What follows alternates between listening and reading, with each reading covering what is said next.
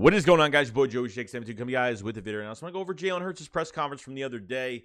We haven't heard from Jalen Hurts in a while. It's been, it's been a lot of months that passed by, and just see where his mindset is going into the 2022 season.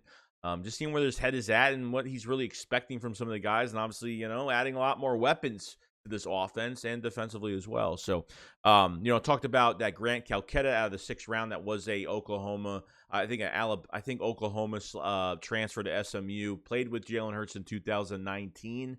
Is really excited to finish what they started, apparently, quote unquote, going to the season. So obviously Calcaterra is a guy that hopefully he could be the backup tight end to Dallas Goedert. Would be a great number 2. Hopefully beats J-Jaw. That's what I'm hoping for. And just talking about correcting himself, this offseason on some of his, tweaks and, going to these camps and working out with Tom House, and Quincy Avery and some of these other guys that he's been working with this offseason. Now, they did ask if they've changed the way he throws the ball, his movement, anything like that. He said no, which I'm kind of shocked that they didn't really change anything. I mean, he's changing stuff within his daily regimen of working out and watching film and doing all that great stuff and being more of a preparer of the game, and keeping the mental aspect still into it when it comes to, like I said, watching tape and, he's been reading books and doing other stuff and keeping himself busy.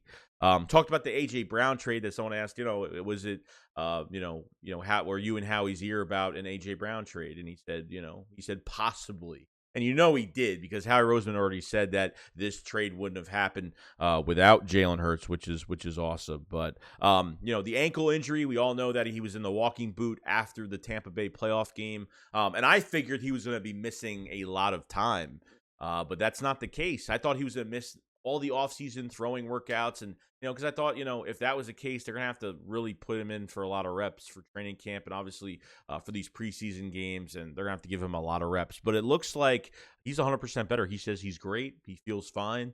Nothing wrong. He's just ready for the offseason. And then, he was asked about, think ahead of, winning a Super Bowl, playoffs, getting far, what's the main goal? And it's really just getting better every single day. And, he said he's just building chip on top of chip, getting better every single day. And he's thinking it's one game at a time. It's just one game at a time, and, taking it one game at a time. So we'll see. We'll see what happens, guys. It's the mentality of Jalen Hurts is just off the charts. I mean, he's heard the outside noise. He even said, he's like, oh yeah, I'm good over here. I'm good over here. He's like, what about all the outside noise and all this stuff? And he's just totally.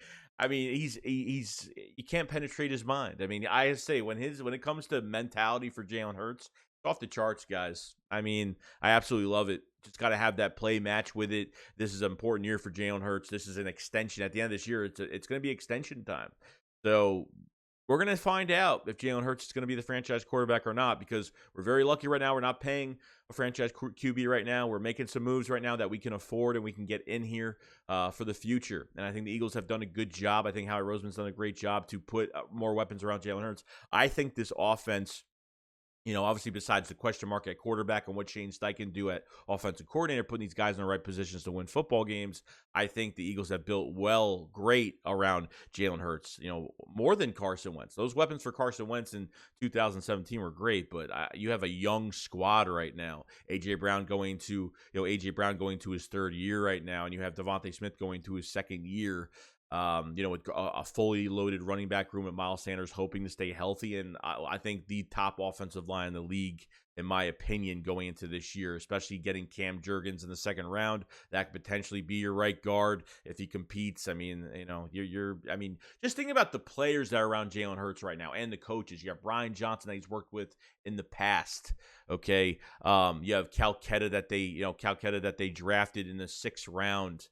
That he played with in 2019. I mean, Devontae Smith, he played with at Alabama. AJ Brown were their best friends, and they throw to each other every single year in the offseason. But this was the first year we actually seen, they had a photo leak of them working out. I think Jalen Hurts put a photo up, and, it kind of got everybody thinking, like, could the Eagles actually get AJ Brown? And they got it done. So it really wasn't much to this press conference, just to hear what Jalen has done this offseason, what his mindset is going into this 2022 season. and, you know, just getting answers on some of the guys that, you know, we acquired, and this offense being perfectly built around Jalen Hurts. There's really no excuse for what he has on the field to tell me that he can't get it done, because if he can't get it done with what he has right now, they if they went into this season without an AJ Brown, it was just Devontae, and it was the same wide receiver core, I would question it, because Howie Roseman has let every free agent slip through his fingers, and they pulled the trigger on this. How they got it done, I don't know. I mean, it was just like, you know, Jalen Hurts said something. Howie said, okay, we'll try to get it done. And they got it done pretty much the 28th on the morning of the first night of the draft. So they got it done. They got him another weapon. And you know what? The sky's the limit for Jalen Hurts right now. I didn't want to trade for a quarterback. I didn't want to acquire a quarterback this whole entire offseason. I didn't want them drafting a quarterback this year. Okay? So at this point, I'm happy that they didn't. I'm happy they're giving Jalen Hurts this whole year, because at the end of the day, Jalen Hurts has had a year and a half of football. I mean, that's it. That's all he's had. He's played a year and a half, pretty much, with 4 or 5 games in 2020, a full season last year. That's really it. You know, so sky's the limit for Jalen Hurts in this offense, and I really hope that, you know, it works out. You know, I'm going to be very critical, and as I usually am, but I'm going to be supporting this guy 200% behind his back. I can't wait. I'm going to be very excited, and I hope you guys are very excited for Jalen Hurts. You know, this is his team. They're ready to go, and can't wait for OTAs, can't wait for training camp, can't wait for rookie minicamp, I think, this weekend.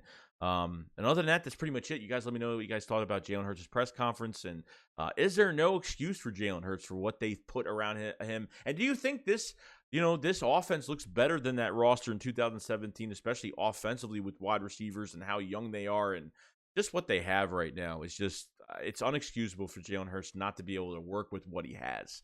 So, all right, guys, I will see you on the next one. SHAKESQUAD up, follow. So, peace out, guys. Peace.